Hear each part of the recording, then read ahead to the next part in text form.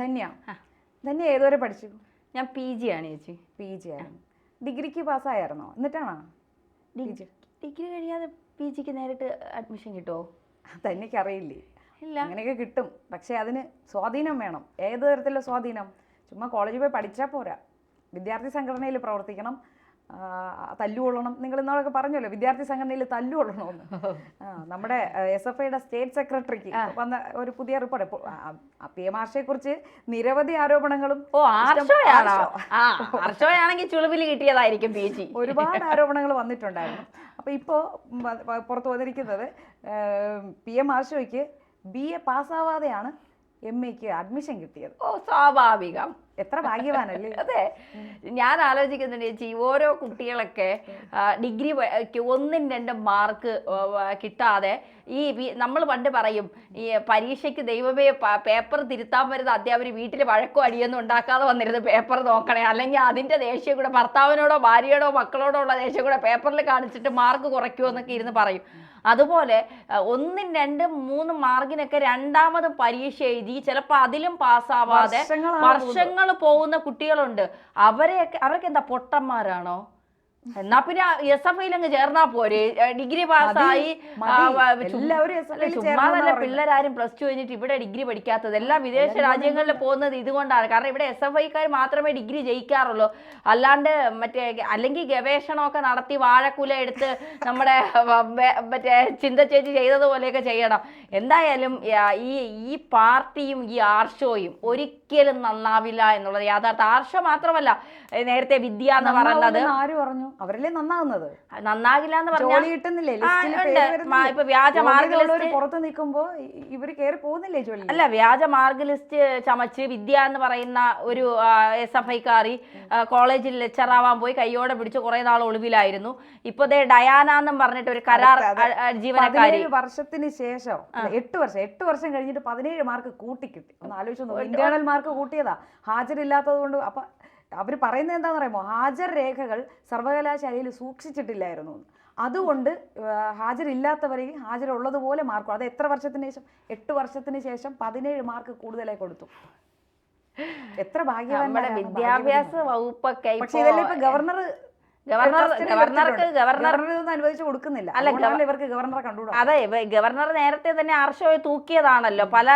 ആർഷോ വലിയ വീരവാദമൊക്കെ അടിച്ച് ഗവർണറുടെ നെഞ്ചത്ത് കയറാൻ പോയി തിരിച്ച് ഗവർണറെ ചുരുട്ടിക്കൂട്ടി എറിഞ്ഞ സംഭവമൊക്കെ നമ്മൾ കണ്ടതാണ്. എന്തായാലും ആർഷോയുടെ കാര്യത്തിൽ ഗവർണർ തീരുമാനം എടുക്കുമെന്നുള്ള കാര്യത്തിൽ സംശയമില്ല.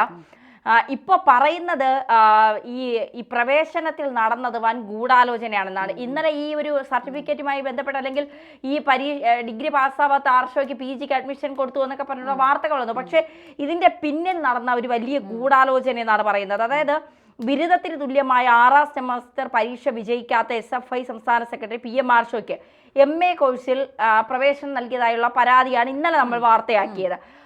5, 6 സെമസ്റ്റർ പരീക്ഷ എഴുതാൻ 75% ഹാജർ വേണമെന്നിരിക്കെയാണ് 10% മാത്രം ഹാജരുള്ള ആർഷോയ്ക്ക് 6ാം സെമസ്റ്ററിൽ പ്രവേശനം നൽകിയത്. ബാക്കി പറഞ്ഞേ.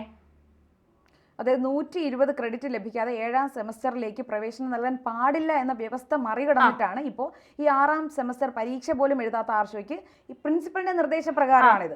പ്രിൻസിപ്പലിന്റെ നിർദ്ദേശപ്രകാരം ഇന്റഗ്രേറ്റഡ് PG ക്ലാസ്സിൽ പ്രവേശനം നൽകി എന്നാണ് ഇപ്പോൾ ഉയർന്ന ആരോപണം. മാത്രമല്ല, എറണാകുളം മഹാരാജാസ് കോളേജിലെ ആർക്കിയോളജി ഇന്റർഗ്രേറ്റ് കോഴ്സിൽ പ്രവേശനം നേടിയ ആർഷോയ്ക്ക് ബിരുദത്തിന് വേണ്ട 6ാം സെമസ്റ്റർ പാസ്സാവാതെ PGക്ക് തുല്യമായ 7ാം സെമസ്റ്ററിന് അഡ്മിഷൻ നൽകിയെന്നാണ് സേവ് യൂണിവേഴ്സിറ്റി ഫോറത്തിന്റെ പരാതി.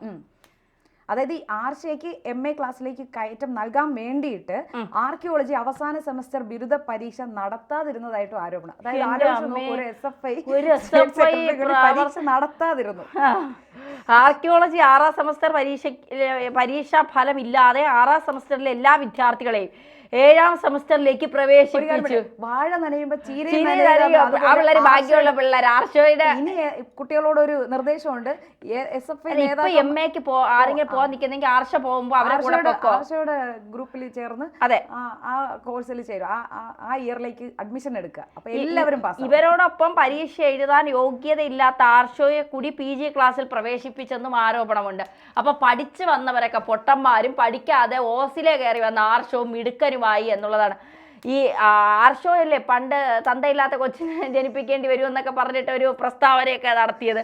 കഴിഞ്ഞ ദിവസം ഞങ്ങൾ ചർച്ച കഴിഞ്ഞ ദിവസം ശ്രീല മാഡം ചേച്ചിയും കൂടെ ചർച്ചയും ചെയ്തിരുന്നു. സത്യത്തിൽ ഐക്കാരെന്ന് പറഞ്ഞാൽ വളരെ സംസ്കാരമുള്ളവരും വളരെ അച്ചടക്കം സൂക്ഷിക്കുന്നവരും കൃത്യമായ അടുക്കും ചിട്ടയോടും സംഘടനാ പ്രവർത്തനം നടത്തുന്നവരാണ്. സിദ്ധാർത്ഥനെ മറ്റേ വയനാട് കോളേജ് വെറ്റിനറി കോളേജിലിട്ട് തല്ലി ചതച്ച് കൊന്നപ്പോൾ തന്നെ മനസ്സിലായി SFIയുടെ അച്ചടക്കവും ഈ നീതിബോധവും SFI നടത്തുന്ന ഈ ക്രമസമാധാന പാലനവും ഒക്കെ നമുക്ക് മനസ്സിലാവും. സത്യത്തിൽ SFI എന്ന് പറയുന്ന ഒരു സംഘടന ഇങ്ങനെയൊന്നുമല്ല. അവർ പല കോളേജുകളും ഭരിക്കുന്നത് SFI എന്ന് പറയുന്ന സംഘടനയാണ്. അവർ കുട്ടികൾക്കൊരു മാതൃകയാകേണ്ട സംഘടനയാണ്. ഒരു കോളേജ് അന്തരീക്ഷത്തിൽ ആ കുട്ടികൾ പഠിക്കാൻ വരുമ്പോൾ അവരെ സാമൂഹ്യപരമായി അവർ പഠിച്ചിറങ്ങി സമൂഹത്തിലേക്ക് ഇറങ്ങുമ്പോൾ അവർക്ക് കുറേ കാര്യങ്ങൾ പറഞ്ഞ് മനസ്സിലാക്കി കൊടുത്ത് ഒരു സംഘടന എന്നുള്ള രീതിയിലല്ല, അച്ചടക്കപൂർവമായി അവരെ പുറത്തേക്ക് ഇറക്കേണ്ടവരാണ്. ഇത്തരത്തിൽ കള്ളത്തരത്തിലൂടെയും മാർക്കുകൾ വെറുതെ വാങ്ങിയും ജയിക്കാതെ മറ്റ് കോഴ്സിലേക്ക് അഡ്മിഷൻ വാങ്ങിയും ഒക്കെ പോകുമ്പോൾ നാം പഠിച്ചു വരുന്ന കുട്ടികൾ എന്തായിരിക്കും ചിന്തിക്കുന്നത്? എന്നാൽ പിന്നെ ഞങ്ങളും SFIയിലേക്ക് പോയാൽ ഈസിയായി നമുക്കും ജയിച്ചുകൂടെ, ഡിഗ്രി പഠിക്കാതെ PGക്ക് പോവാം, ഇനി PG പഠിക്കാതെ വേണമെങ്കിൽ കോളേജിൽ ലെക്ചറുമായിട്ട് കയറാം, ഒരു പരീക്ഷ എഴുതണ്ട കോളേജിൽ ലെക്ചറുമായിട്ട് കയറാം, വ്യാജ മാർക്ക് ലിസ്റ്റുകൾ ഉണ്ടാക്കാം, വ്യാജ രേഖകൾ ചമയ്ക്കാം. SFI ആയാൽ മാത്രം മതി. പ്രബന്ധങ്ങളിൽ എത്ര തെറ്റ് വരുത്തിയാലും PhD വരെ കിട്ടും. ചിന്തയുടെയൊക്കെ കാര്യങ്ങൾ നമ്മൾ കണ്ടതാണ്.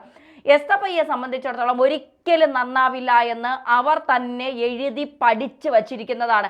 ഏത് വിധേനയും ചുളിവിലൂടെ കാര്യങ്ങൾ നടത്തുക എന്നത് മാത്രമാണ് SFI ഇതുവരെ മുന്നോട്ട് വെക്കുന്ന ലക്ഷ്യം. മാത്രമല്ല ഇവർ പീഡനത്തിലും വളരെ മുന്നിൽ. അതെ, പീഡനത്തിലും വളരെ മുന്നിൽ തന്നെ.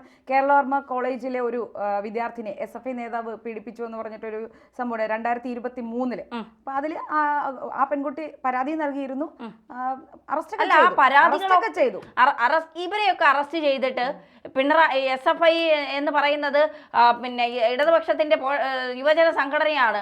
ഇവരെ അറസ്റ്റ് ചെയ്താൽ അടുത്ത നിമിഷം അറസ്റ്റ് ചെയ്ത പോലീസുകാരന്റെ തൊപ്പി തെറിക്കും. അതിന്റെ അടുത്ത നടപടി വന്നിട്ടുണ്ടായിരുന്നു. ഇപ്പൊ കഴിഞ്ഞ ദിവസം വന്നതാണ്. കൊച്ചിൻ ദേവസ്വം ബോർഡിന്റെ നിർദ്ദേശം, കേരളവർമ്മ കോളേജിലല്ലേ, ഇപ്പൊ കൊച്ചിൻ ദേവസ്വം ബോർഡിന്റെ നിർദ്ദേശപ്രകാരം Devaswom board chief vigilance officer ഇപ്പൊ അന്വേഷണം ആരംഭിച്ചിട്ടുണ്ട്. അതായത് പോലീസ് കേസെടുത്തു, അറസ്റ്റ് ചെയ്തു, അതിന്റെ പരിപാടി നടന്നുകൊണ്ടിരിക്കുകയാണ്. അപ്പൊ അതിന് പുറമെയാണ് ഇപ്പൊ എന്താണ് അവിടെ ഈ നമ്മൾ പീഡന പരാതികൾ വരുമ്പം അവിടെ PK ശ്രീമതി ടീച്ചറും ടീമും പോയി തീവ്രത കുറഞ്ഞ പീഡനമാണല്ലോ. അവരതാണെങ്കിൽ തീവ്രത കുറഞ്ഞ പീഡനമാണ്, ബാക്കിയുള്ളവരതൊക്കെ ആണെങ്കിൽ തീവ്രത കൂടിയതുമാണ്. ശശിയെ പോലുള്ളവർ പീഡിപ്പിച്ചാൽ തീവ്രത കുറഞ്ഞ പീഡനമാണ്. SFIയെ സംബന്ധിച്ചിടത്തോളം ഈ ഗവർണർ പിണറായിയും ഗവർണറും തമ്മിലുള്ള ഒരു പിന്നെ അകൽച്ച അത് SFIക്ക് വലിയ രീതിയിൽ ബുദ്ധിമുട്ടുണ്ടാക്കി. അല്ല, ഗുണം ചെയ്തില്ല, ബുദ്ധിമുട്ടുണ്ടാക്കി. പിണറായിയെ ഗവർണർ അനുസരിക്കാത്തത് കൊണ്ടാണ് ഗവർണർ പോകുന്ന വഴിക്കെല്ലാം ആർഷോയുടെ ടീമുകളൊക്കെ വഴിതടയൽ നടത്തിയതും ഗവർണർ ഗോ ബാക്ക് എന്ന് വിളിച്ചതും ഗവർണറെ കോളേജിൽ കയറ്റാത്തതും ഗവർണറിന്റെ പിന്നാലെ ഓടുന്നതും ഒക്കെ നമ്മൾ കണ്ടത്. ആർഷോയുടെ അപ്പോഴത്തെ കൊലവിളികളും പ്രസംഗങ്ങളും ഒക്കെ കൂടെ ഉള്ളവർക്ക് ആവേശമായിരുന്നു. ഗുണം ചെയ്തു എന്ന് ഞാൻ ഉദ്ദേശിച്ചത് എന്താണെന്ന് മനസ്സിലായോ? ഗുണം ചെയ്തത് ഗവർണർക്കാണ്. ആർഷോയ്ക്ക് ഗുണം ചെയ്യുന്നു. BA പാസ്സാവാതെ അതിപ്പോ ഗവർണറെ പറഞ്ഞില്ലെങ്കിൽ ആർഷോയ്ക്ക് ഗുണം ചെയ്യും. കാരണം ആർഷോ SFIയുടെ സംസ്ഥാന സെക്രട്ടറിയാണ്. ആർഷോ പറയുന്നത് പോലെ യുവജന സംഘടനയുടെ സംസ്ഥാനം ഭരിക്കുന്ന ഒരു സെക്രട്ടറിയാണ്. സ്വാഭാവികമായിട്ടും ആർഷോ എന്ത് തീരുമാനിക്കുന്നു അത് തന്നെയാണ് SFIയിൽ നടക്കാൻ പോകുന്നത്. ആരെ കൊല്ലണം, ആരെ ജീവിപ്പിക്കണം, ആരെ ജയിപ്പിക്കണം, ആരെ തോൽപ്പിക്കണം, ആരെവിടെ നിൽക്കണം, ആരെവിടെ പോകണം, ഇതൊക്കെ തീരുമാനിക്കുന്നത് ആർഷോയാണ്. അതുകൊണ്ട് ആർഷോയെ സംബന്ധിച്ചിടത്തോളം ആർഷോ ഇനി നാളെ ഏതെങ്കിലും വലിയ കോളേജിലെ പ്രിൻസിപ്പളായി രംഗപ്രവേശനം ചെയ്താൽ നമ്മൾ അതിശയിക്കേണ്ട കാര്യമില്ല എന്നുള്ളത്. എന്തായാലും ഈ വിഷയത്തിൽ ഗവർണർ ഇടപെടലുകൾ നടത്തും എന്നുള്ളതാണ് നമുക്ക് മനസ്സിലാക്കാൻ സാധിക്കുന്നത്. ഗവർണറുടെ ഇടപെടലുകൾ ഉണ്ടാകും. അത്തരത്തിൽ ഇടപെടലുകൾ ഉണ്ടായാൽ ഇത്തരത്തിലുള്ള പല വിവാദങ്ങളും പുറത്തു വരിക തന്നെ ചെയ്യും. എന്തായാലും ആർഷോയുടെ അവസാനമായി നമുക്ക് ചോദിക്കാൻ ഒരൊറ്റ കാര്യമുള്ളൂ, ഇനിയെങ്കിലും ഒന്ന് നന്നായിക്കൂടെ? ലേശം നാണോ ഉളുപ്പൊക്കെ വേണ്ടേടേ എന്തിന്? അപ്പൊ ഇപ്പൊ ഈ ചർച്ചയും വാർത്തയൊക്കെ കാണുമ്പോൾ കുട്ടികൾക്ക് തോന്നും രാഷ്ട്രീയ പാർട്ടിയിൽ ചേർന്ന് വിദ്യാലയ രാഷ്ട്രീയം, കലാലയ രാഷ്ട്രീയം നമ്മൾ മുന്നോട്ട് കൊണ്ടുപോവുകയാണെങ്കിൽ നമുക്ക് എളുപ്പത്തിൽ കാര്യങ്ങൾ നേടാൻ പറ്റുമെന്ന്. പക്ഷെ എല്ലാത്തിലും പോയ ഇതൊന്നും കിട്ടില്ല. SFI തന്നെ പോകണം.